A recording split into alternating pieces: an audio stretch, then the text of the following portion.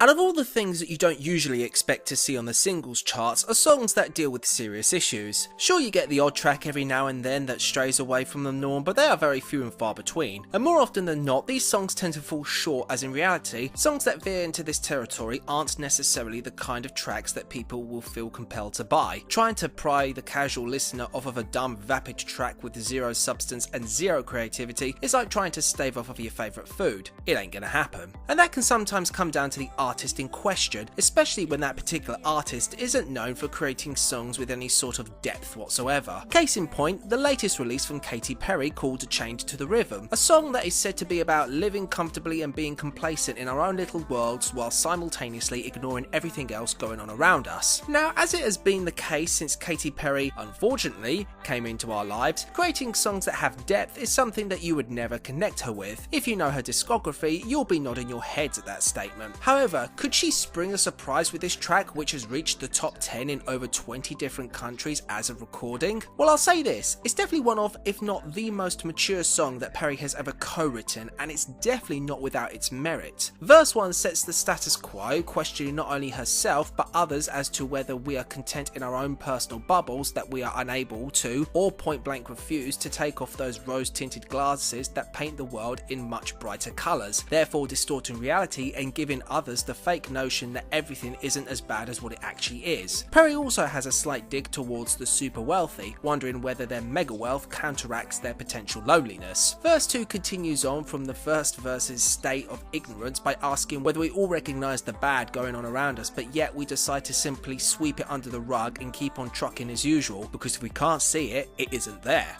I do find it ironic and hilarious that Perry opens up with the line, "Are we tone deaf?" because since it's Katy Perry asking this question, yeah, you can fill in the blanks on that one. But Katy isn't alone on this track, oh no. Tagging along is Bob Marley's offspring Skip, whose verse is a rallying cry to those who have become the complacent ones to bound together and take down the machine that has enabled those to become lazy and self-satisfied. Musically, there's definitely a summery vibe going on with a combination of guitars, synths and bass, and for the most part, it's joyful, danceable, and has the element of being infectious. However, it does suffer slightly from being watered down in the verses, giving everything a very murky and washed out delivery. It's only in the chorus where everything becomes a little clearer, and unfortunately it doesn't quite hit the mark. It all stays on one level rather than kick up the energy or introduce a break that could have given this track another dimension. All in all, I personally find this to be one of Perry's more digestible songs. There's definitely an element of effort that's been put into the lyrics. Perry doesn't sound obnoxious or grating in her vocals, and the moments of harmonisation are pulled off rather nicely. The music clearly needs space to be more expressive and audible, and Skip Marley's inclusion, honestly, I can either take it or leave it, but mostly it's like melting cheese on top of a chalk ice. Nevertheless, on the whole, I don't mind this song at all. Whether this will get me to listen to her upcoming album from what I've read so far, that's a completely different kettle of fish altogether.